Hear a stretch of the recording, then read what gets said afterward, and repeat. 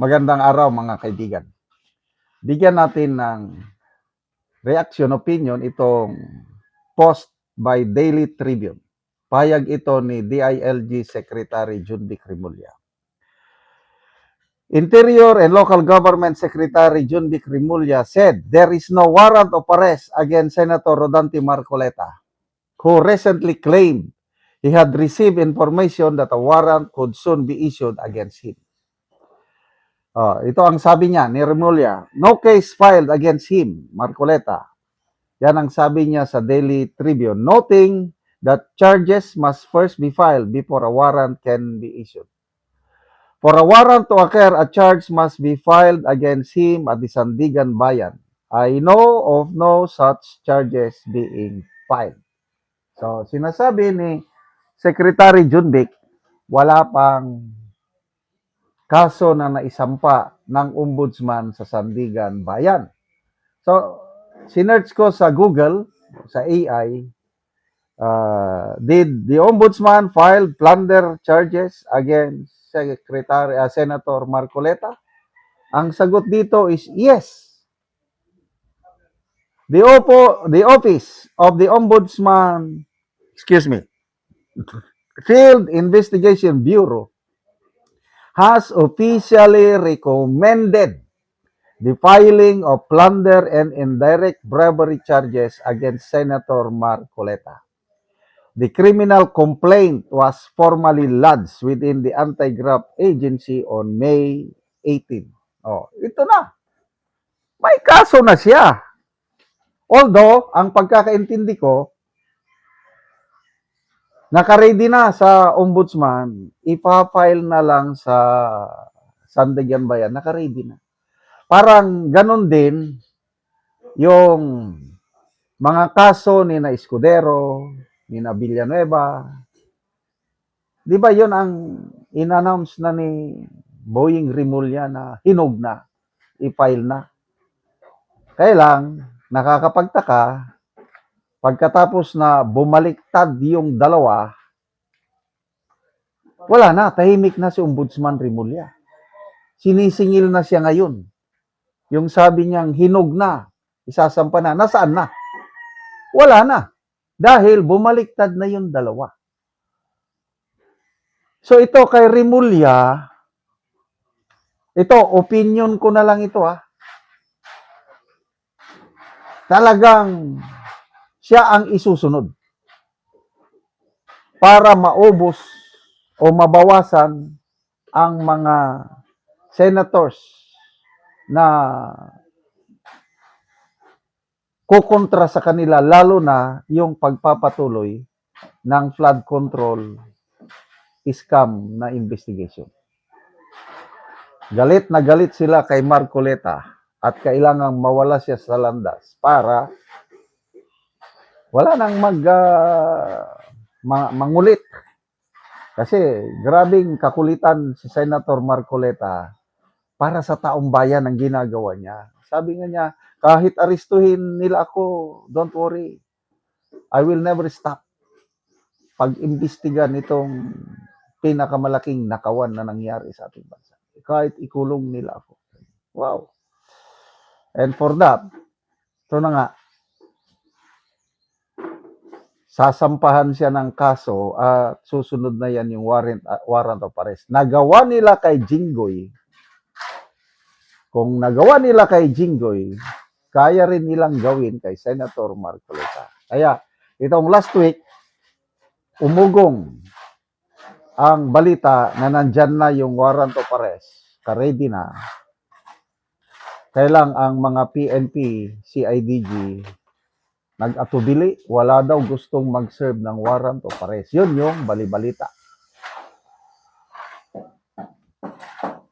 So ngayon, ano ba itong nakikita natin? Parang nakahanap na sila ng katapat kay Senator Marcoleta. Na parang hindi na itutuloy, ganun ba yun? Baka, binasa ko ang mga comments dito, baka na-realize nila na mag-boomerang sa kanila pag ikulong nila, arestuin nila si Senator Marcoleta.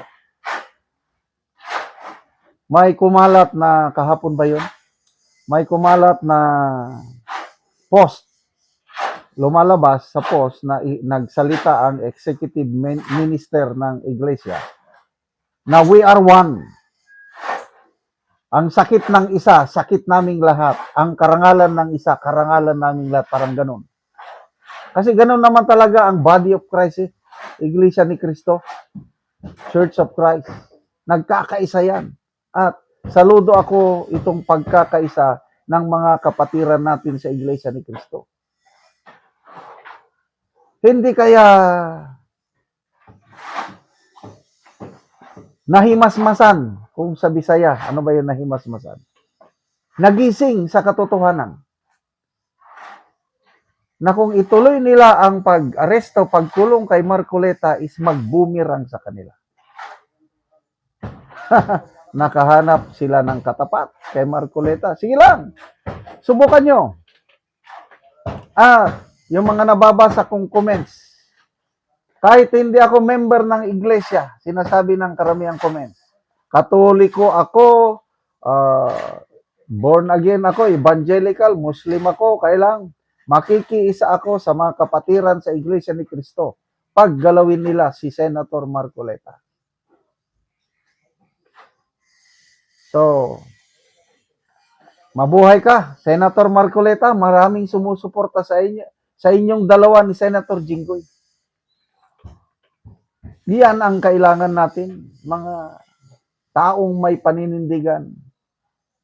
Handang isakripisyo ang personal na kalayaan para lang sa hiwa ng katotohanan.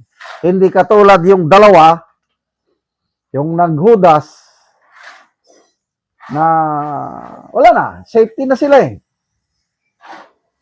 May kaibigan akong born again pastor, nagpost, litrato ng dalawang hudas ang nakalagay sa post. Yung mga ganitong lingkod ng bayan, sabi niya, siguradong uunlad ang ating bayan. Nagtaka ko, no? Naghudas, uunlad ang bayan. Yung pala, sarcasm ang dating.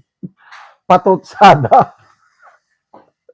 Uunlad daw ating bayan sa mga hudas. Born again, pastor yun ha. So, sige, pagdasal po natin si Senator Marcoleta at Senator Jinggoy na God be with them. Malapit na ang 2028, magbabago na po ang sitwasyon.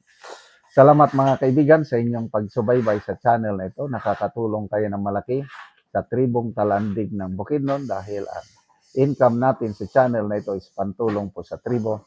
Namimigay tayo ng libreng yero at pako para makapagpatayo sila ng mas maayos na tirahan. Panoorin niyo ang video na ito. Og karon na anak ko diri sa nagpatindog og balay nga natabangan na mo og yero. So mao na ni ang iyang gipatindog nga balay nga iyang pagaatupan karon.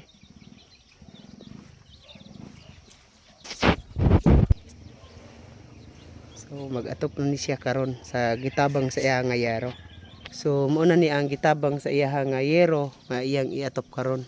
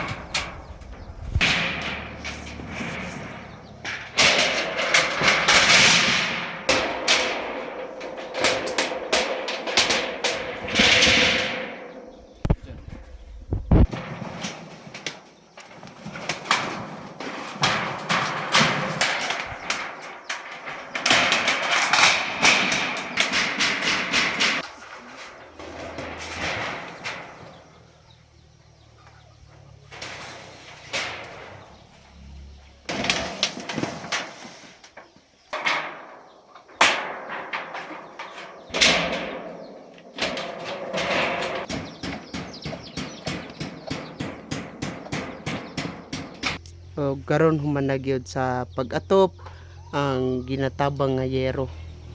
So makita gyud nato nga maayo na gyud nga tan-awon ang ilang mga ipatindog nga balay kay natupan na. Salamat sa Ginoo ug salamat sad sa nagtabang sa sin nga na katapragid kog sin. Sa una akong balay kawayan ra karon na ilisdan nagsin kay gitabangan mi sa gapantabang nga tao.